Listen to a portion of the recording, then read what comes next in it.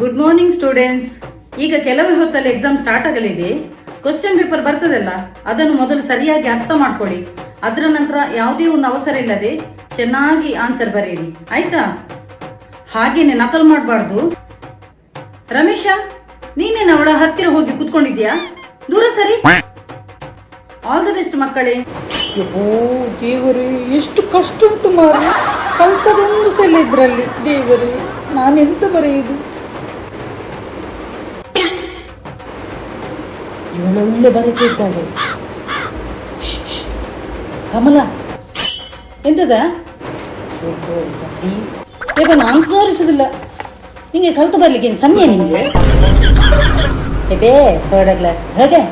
ನಿನ್ನದು ಯಾರಿಗೆ ಬೇಕು? ಹೋಗ, ಯಾವುದಕ್ಕೂ ಹೊರಗೆ ಬಾ, ಕಲಿಸ್ತೇನೆ ಆಯ್ತಾ? ರಮೇಶ, ನಿಂಗೆ ಒಂದ್ಸಲ ಹೇಳಿದ್ರೆ ಅರ್ಥ ಆಗೋದಿಲ್ವನಾ? ದೂರ ಸರಿ.